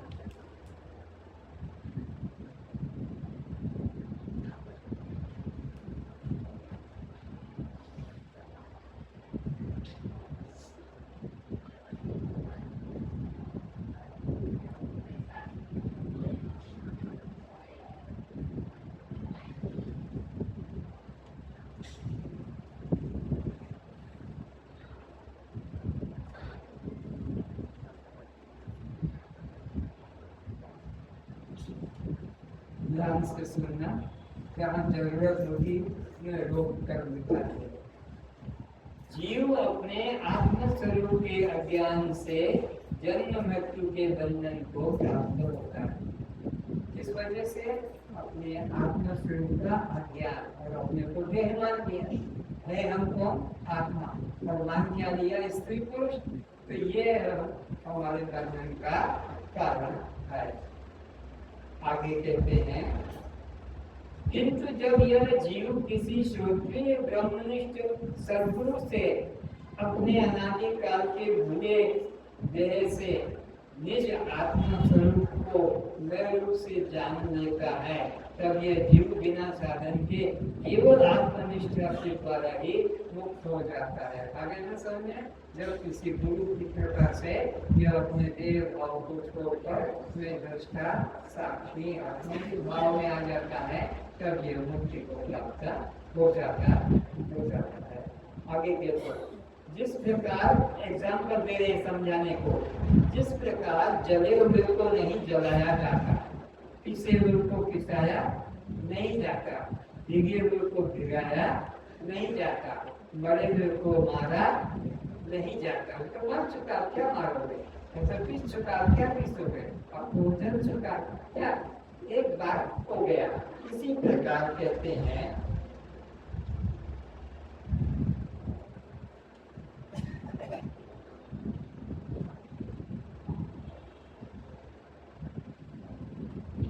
इसी प्रकार जो श्रद्धालु सद्गुरु कृपा से ज्ञान अवधि द्वारा जल चुके हैं, ज्ञान अवधि क्या दृष्टा साक्षी इस भाव में जो स्थित हो चुके हैं, उनके देह त्याग के बाद उनकी शुद्धि हेतु किसी श्राद्ध क्रिया करने की जरूरत नहीं है।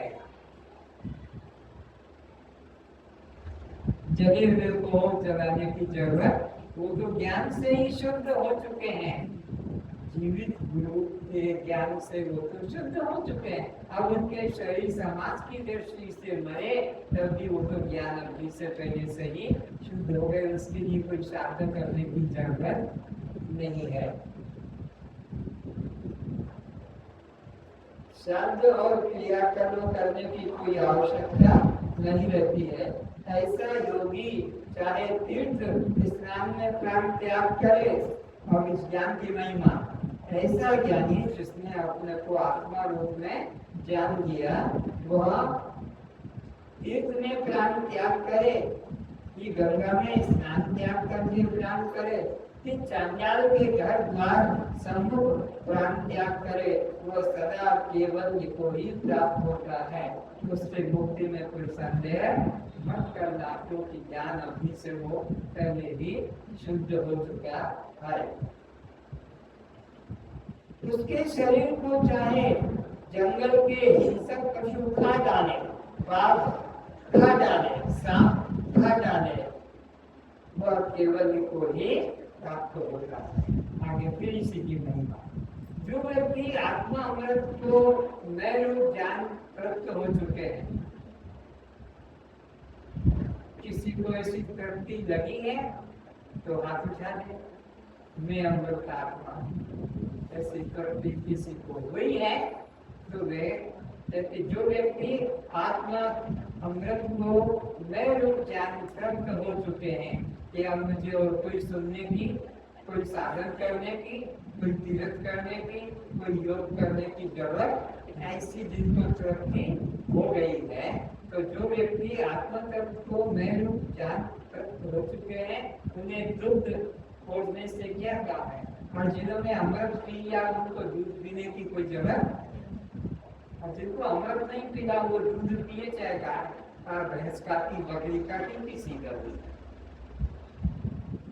इसी प्रकार जो आत्मज्ञान प्राप्त कर चुके हैं, उन्हें वेदों में कहे हुए कर्म उपासना से कोई प्रयोजन, अब उनको कर्म उपासना करने की जरूरत, कर्म को चित्त शुद्धि के लिए था, उपासना तो आपके आत्म जिज्ञासा के लिए थी, और यह ज्ञान तो आत्मज्ञान, तो आत्मज्ञान सीधा हो गया, तो अब कर्म उपासना करने की जरूरत नहीं। अगर तुमने कॉलेज का डिप्लोमा ले लिया, तो हाई स्कूल के प्रमाण पत्र को सम्मान की जरूरत नहीं।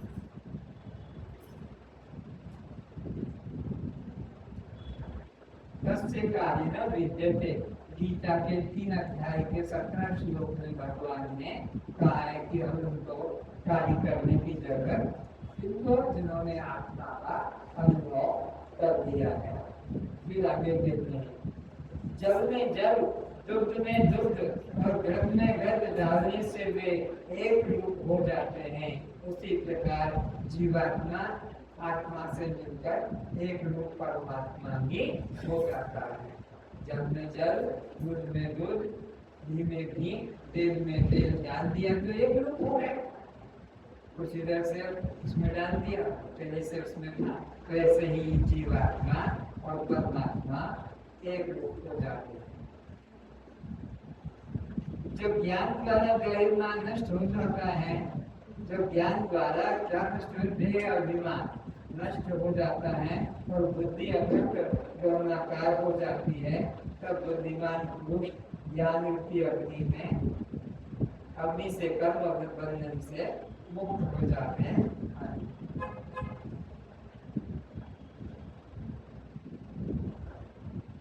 महात्मा पुरुषों को मोक्ष का आधार यह भाव ही होता है कि मैं ब्रह्म हूँ और कुछ करने की जरूरत। ये भाव कौन सा?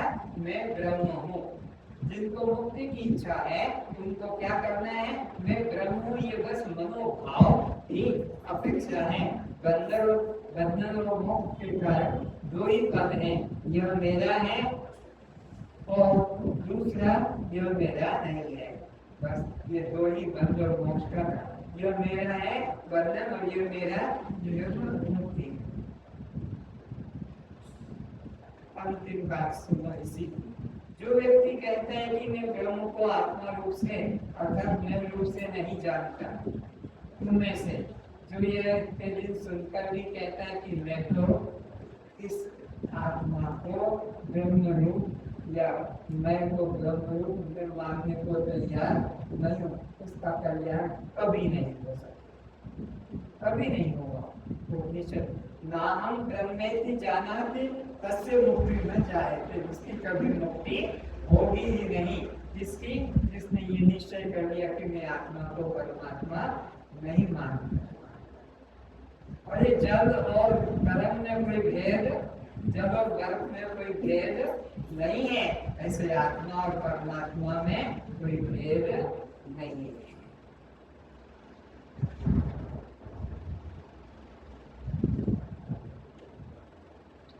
अब उपनिषदों की बात को मैं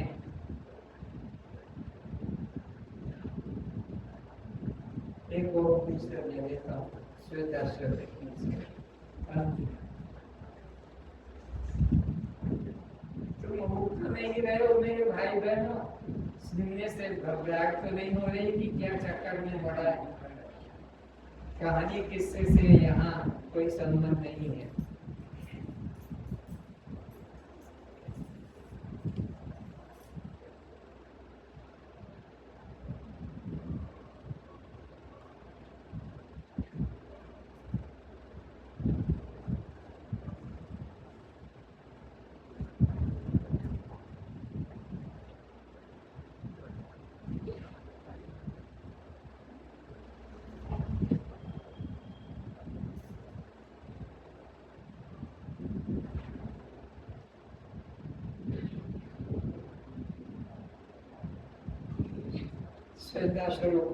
से होगा। उस परम देव को जानने पर स्वयं बंधन कर जाते हैं। इस आत्मा रूप परमात्मा को जानने से बंधन कर जाते हैं। अपने अंतर में निवास करने वाले ब्रह्म का ही ज्ञान करना उचित है। इससे बाहर सब कल्पना मात्र है। इससे ज्यादा कुछ नहीं है, इतना ही ज्यादा बस जानने को में निवास करने वाले, इस देह में निवास करने वाले ब्रह्म का ही ज्ञान करना चाहिए। इससे ज्यादा और कुछ नहीं है। आगे कहते सब देहधारियों में उसके अनुरूप होकर निवास करने वाले महान एक ही देव परमेश्वर को जानने वाले अमृत तत्व को प्राप्त होते हैं। अमृत तत्व को कौन प्राप्त होते हैं? सब शरीरों में रहने वाले एक ही परमात्मा का अनुभव करने वाले। तुम्हारा शरीर अलग है, हमारा शरीर अलग है, हाथी का, घोड़े का, कुत्ते का, सांप का, चूहा, चींटी का, सब शरीरों में रहने वाला एक चैतन्य आत्मा एक परमात्मा है, वह मेरा स्वरूप है। इस प्रकार से अमृत को प्राप्त हो जाते। महान एक ही देव परमेश्वर को जो जानने वाले अमृत तत्व को प्राप्त होते हैं। अविद्या से परे सूर्य के समान तेजस्वी महान पुरुष को मैं रूप से जाता हूँ। परमात्मा किस रूप से जाता है? मैं रूप से जाता हूँ। जो उसे जानता है वह मृत्यु भय से पार हो जाता है। किस रूप से? वह अमृत आत्मा मैं हूँ। इस रूप से जो भी जानता है वह अमृत को पाता है, मृत्यु से पार हो जाता है। इससे भिन्न कोई मार्ग भव बंधन से हटाने वाला, भव बंधन से छुड़ाने वाला इस ज्ञान के अलावा श्वेताक्षर उपनिषद कह रहा है ये जो ज्ञान है भव बंधन से ग्रस्त छुड़ाने का साधन है। इसी की महिमा वह निर्गुण निराकार शक्ति स्वरूप परमेश्वर सब शरीरों में हाथ, पैर, आंख, सिर, मुख और कानों वाला है। ये शरीर में जितने अंग हैं ये उसी परमात्मा के हैं। वह सब अंगों वाला है, अर्थात उसकी शक्ति से सब इंद्रियां अपना अपना काम करती रहती है। समझ में आ रहा है? हाथ किससे काम कर रहा? उसी शक्ति से। हाथ किससे देख रहा? उसी शक्ति से। कान किससे सुन रहा? उसी शक्ति से। वाणी किससे? उसी शक्ति से। पैर किससे चल रहे? उसी शक्ति से। इस तरह से वह बड़ी संसार में सबको सब ओर से आवृत करता हुआ स्थित है, बिना हाथ पैर के होते हुए भी। और उसका खुद का अपना हाथ पैर पूछो विचारो कहाँ गए हाथ? पूछो विचारो इसके पैर कहाँ चले गए? पूछो विचारो इसके कान कहाँ चले गए? अरे पूछो विचारो इसका सिर कहाँ चला गया? पूछो विचारो आंखें कहाँ चली गई? पूछो विचारो नाक कहाँ गया? वो कहाँ? गर्दन कहाँ गई? इसके कोई सगा संबंधी परमात्मा निर्गुण निराकार है, रूप रेख नहीं शून्य देवी। रामायण के शब्दों में इसी को कहते हैं तीनों पग चलाई, पैर नहीं है फिर भी चलता है। तीनों पग चलाई, सुनाई बिनु काना, कान नहीं है फिर भी सबकी बात सुनता है। पैर नहीं पर सबके पास विद्यमान चलता है। कर बिनु कर्म, हाथ नहीं है सभी प्रकार के कर्म होते हैं।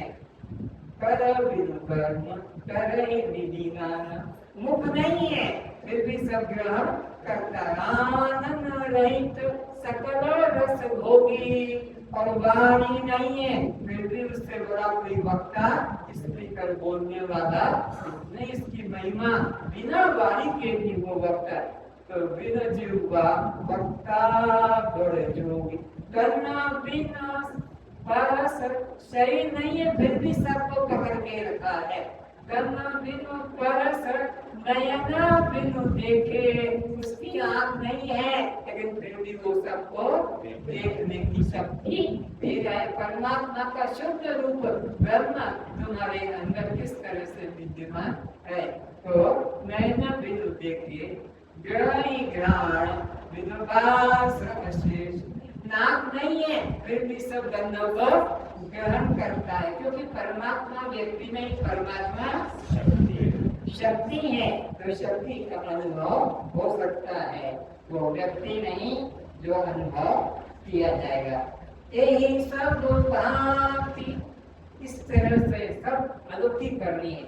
यही सब भांति अलौकिक करनी और महिमा जा जाए नहीं बढ़। उसकी महिमा का वर्णन इस तुच्छ बुद्धि से, जीवा से नहीं हो सकता। उसका सब कुछ अलौकिक है। तो परमात्मा का स्वरूप बता दिया कि इस तरह से वो परमात्मा है। सदैव साथ रहने वाले मित्र भाव से युक्त दो पक्षी जो जीवात्मा और परमात्मा है। जैसे ये ट्रेन किसके सहारे चलती है? पटरी के सहारे। पटरी का और ट्रेन का कभी वियोग बोलो नहीं होता है। पटरी का सहारा लेकर ट्रेन चलती है। पटरी ब्रह्म है और यह ट्रेन जीव है। तो जीव किसके सहारे 84 में चक्कर काटता है? जीव 84 का चक्कर काट रहा है, 84 की चक्कर चल रहा है, पर नीचे आधार क्या है? ट्रेन का आधार क्या है चलने का? तो जीव 84 का चक्कर काटता है, पर आधार ब्रह्म है। ब्रह्म रूपी पट्टी के सहारे ये जीव रूपी ट्रेन 84 का चक्कर काटती है। दोनों सच्चे मित्र हैं, कभी इनका विरोध नहीं होता। लेकिन एक अचल है और एक चलता है। ब्रह्म अचल है, ट्रेन की पटरी अचल है और ट्रेन चल है। जीव 84 का चक्कर आकर 4,84,000 जोनी भ्रमत यह जीव अविनाशी। तो पक्का कर लो कि ये ट्रेन जीवात्मा ब्रह्म के सहारे, पर कभी वियोग इनका होता। जहाँ जीव है वहाँ जीवो ब्रह्म केवलम, जीव ब्रह्म ही है, जीव और ब्रह्म में दूरी नहीं है। तो दोनों मित्र हैं, सदा साथ रहते हैं, पर एक अचल है और एक चल है। अचल में परमात्मा है और चल में 84 लाख भटकने वाला जीवात्मा है।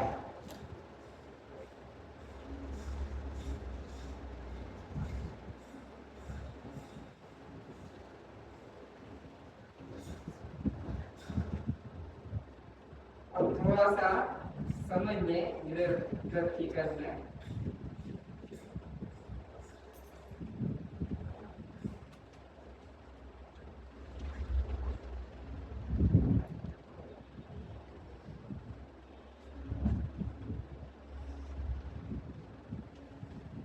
अर्जुन के सामने कौन खड़ा है? भगवान अर्जुन भी चिंता है, भगवान भी। लेकिन फिर भी अर्जुन को कहा कि तू मेरे दिव्य रूप को इन सर्व चक्षु से देख। तुम सोचो कि ये अर्जुन के सामने है, ये भगवान का असली रूप। इसलिए कहा दिव्य चक्षु दूंगा, ज्ञान चक्षु दूंगा, तब तू देख पाएगा। क्या यह चित्र जो देख रहे हो यह परमात्मा का रूप हो सकता है? परमात्मा का असली रूप जब ये नहीं है, बोलने वाला, चलने वाला, देखने वाला। अर्जुन के सामने भगवान कहते तेरे को दिव्य चक्षु, ज्ञान चक्षु दूंगा, तब तू देख सकेगा। तो ये चित्र देखने वाले का कल्याण हो जाएगा? बोलो, उनका कल्याण का संबंध नहीं है। किसी को तुमने शादी के कार्य के ऊपर भी बना के रख दिया है।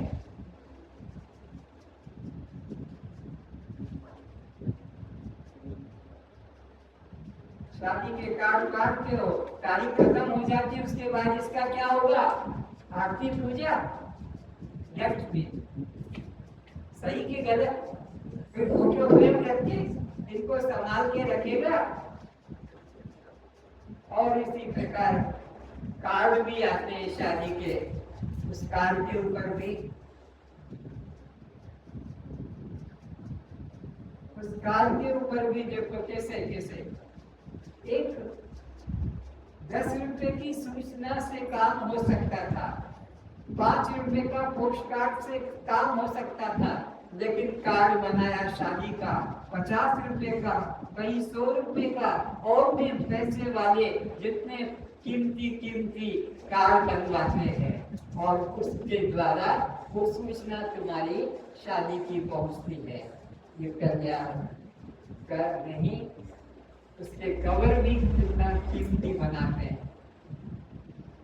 तो ये कार्ड पैसा जितना देते हो गरीबों का जीवन निर्वाह हो जाता है। 5-10 गरीब पेट भर देते इतने कीमत पे, और शादी की सूचना तो दे देते मोबाइल के द्वारा। वो 5 मिनट के लिए 10 मिनट के लिए आते, कार्ड देकर चले जाते। तो अब विचार करना है, तीरथ चाले दुई जना चित चंचल और चोर, या तो चोर जाते हैं या जिनको सद्गुरु नहीं मिला। तीरथ चाले दुई जना चित चंचल और चोर, एको पाको न गए और लाए 20। और तीर्थ से पाप तो ले आते हैं, पर तीर्थ में जाकर पाप छूटते वही बेईमानी, वही झूठ बोलना, वही दहेज लेना, वही मांस मछली खाना, वही प्रकार से दूसरों को दुख देना बनाता। तीर्थ खोल जाता है 2 तरह के, जो सच्चे संत हैं उनके पास जाने से तुम्हारे सब पाप कट जाते हैं। और जिन तीर्थों में भटक कर आते हो एक भी पाप करता नहीं, बल्कि वहाँ के तो दुकानदार डाकू हैं, वहाँ के तो किराएदार ऐसे लूटते हैं, तो होटल वाले ऐसे लूटते हैं, तो वहाँ के टैक्सी वाले बदमाश हैं, इत्यादि 10 तरह के पाप संग्रह कर लाते हो। अब उधर थोड़ी सामग्री देख लो।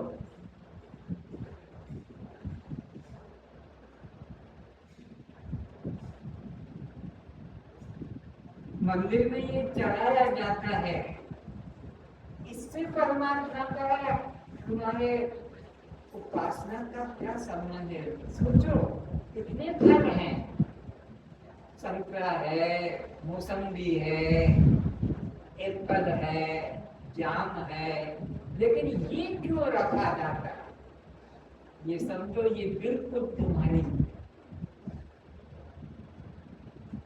निगेटिव है। 2 आंख,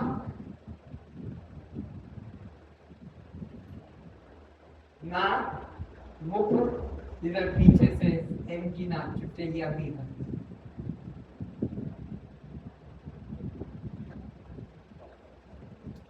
ये मुख, ये जाड़ी, जैसे मुख साफ कर दी है। जो विवेक जग गया तो मुख साफ कर दी, नाम नहीं बोलूंगा।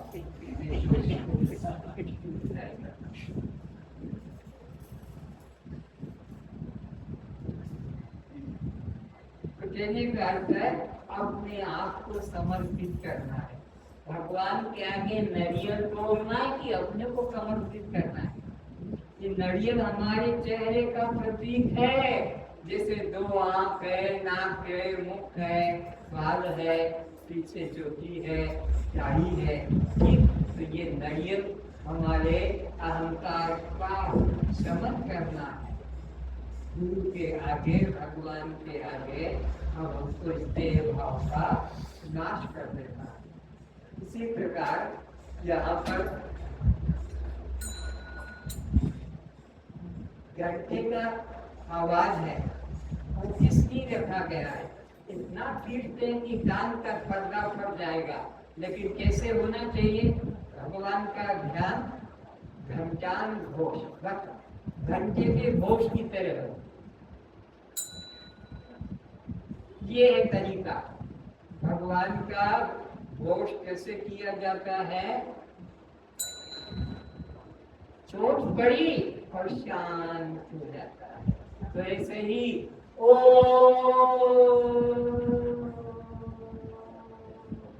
बस एक बार चोट मारो और जब तक वो निकलता है ध्वनि उसको सुनते रहो। तो ये है ओम ध्वनि करने का तरीका। और तुम इतने जल्दी जल्दी इतने बार दोहराते हो कि वह व्यर्थ हो जाता है। तो घंटान घोषवत उपनिषद कहता है परमात्मा का उच्चारण, परमात्मा की ध्वनि कैसे होना चाहिए? घंटे के घोष की तरह की चोट पड़ी और जब तक उसकी आवाज झनकार निकलती है उसको ध्यान से सुनो, फिर दूसरी बार करो। उसी प्रकार सिंदूर किस लिए रखा जाता है उसको भी समझे। ये हमारे रक्तदान का प्रतीक है। इसमें लाल रंग होता है। गरीबों को रक्त की जरूरत है, उनके पास पैसा नहीं, बीमारी है, तो तुम उसको रक्तदान करो। तो अपने रक्त को दान करने के लिए यह सिंदूर को वहाँ पर रखा जाता है। कपूर को क्यों रखा जाता है उसका भी कारण है कि कपूर में आग लगा देते हो तो उसमें से धुआं निकलता है और धुआं निकलकर वो बिल्कुल शांत सब हो जाता है। तो इसी तरह अपने अहंकार को भगवान के आगे ध्वंस कर दो। कपूर क्यों रखा जाता है?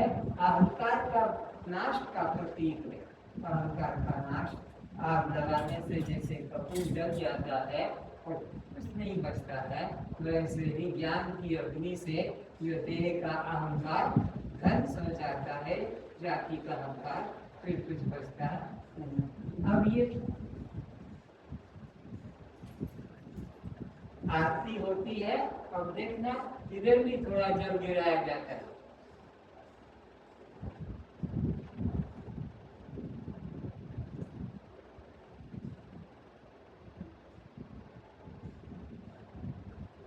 क्यों भाई, इधर क्यों नहीं डाल दिया? और इधर भी इतने हाथ हिला हिला की क्यों डाला? पूरा का पूरा इधर डाल देते ना। ये अश्रु का प्रतीक है। अश्रु भगवान की प्रार्थना करेंगे कि गुरु की प्रार्थना करेंगे तो तुम्हारी आंखों से क्या निकलेगा? अश्रु। तो अश्रु धारदार होता है कि बूंद बूंद। तो ये हमारे परमात्मा के प्रति सच्ची आरती कब होगी? जब तुम्हारे आंख से, तुमने आंख के आंसू तो चपकाए नहीं, तुम्हारा तो ध्यान इधर रहा, कौन साड़ी वाली, कौन सूट वाला, कोई दाढ़ी वाला की मूछ वाला, तुम्हारा तो ये नहीं रहता है। अब तुम्हारे आंख से आंसू कहाँ से आएंगे?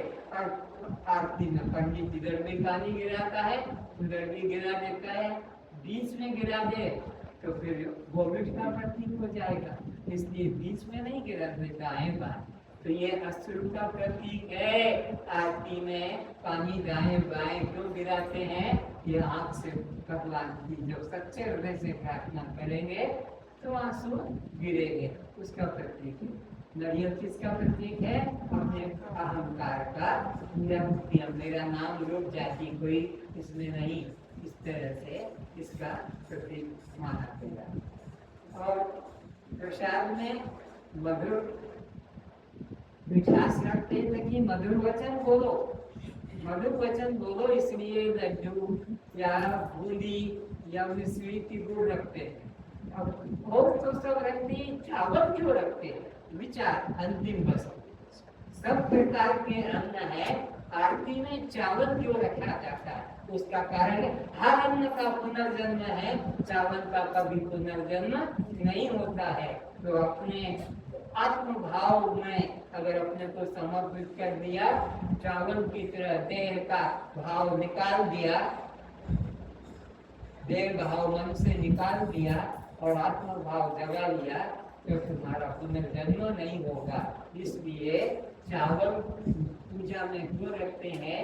यह जीवन मुक्ति का प्रतीक है, इसका कभी पुनर्जन्म नहीं होगा। आज का विषय यही मैं समाप्त करता हूँ और कल के संबंध में जो महत्वपूर्ण विषय होगा, अंतिम विषय कल का होगा मेरे प्रवचन का। जो ठीक है कल का प्रोग्राम अनुभव, सब अनुभव बोलेंगे, जो से अनुभव बोलेंगे। सब लोगों का जो पढ़ाई हुई है, सुना है, वो सब अपना यहाँ निरंजन करके बैठेगा और सुनेगा कि आपने जीवन में क्या परिवर्तन लाए, आपने क्या अनुभव किया, आपके लाभ को आप प्रकट करेंगे अपने मुख के द्वारा। कि मेरे को क्या शांति मिली, या मैं अब अपने प्रकार समझता हूँ। ये सभी लोगों को जो लिखना जानते हैं वो भी, जो लिखना नहीं जानते हैं पढ़े लिखे, कि बिना पढ़े अपने अनुभव को महिला भी पुरुष भी शिक्षित भी अशिक्षित कर पाएंगे। अब इतना ही हुआ। प्रार्थना करें। सर्वे भवन्तु सुखिनः, सर्वे सन्तु निरामयाः, सर्वे भद्राणि पश्यन्तु, मा कश्चित् दुःखात् भवेत्। सब सुखी रहें, सब निरोग रहें, सभी रूपों में एक परमात्मा को देखें। ये मन वचन कर्म से किसी भी जीव को, किसी भी प्राणी को कष्ट न पहुँचाएं। हे परमात्मा, आप हम सभी को ऐसी सद्बुद्धि प्रदान करें, हम सभी का कल्याण हो। ओम शांति शांति शांति।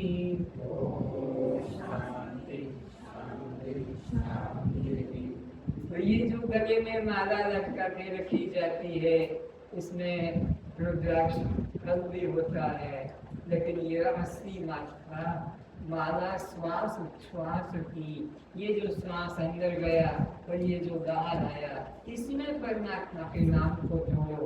चाहे राम हो कि श्याम हो कि कृष्ण हो कि गोविंद हो, जो तुम्हारी को श्रद्धा हो, लेकिन जब अंदर श्वास जाता है तो फिर बाहर आता है।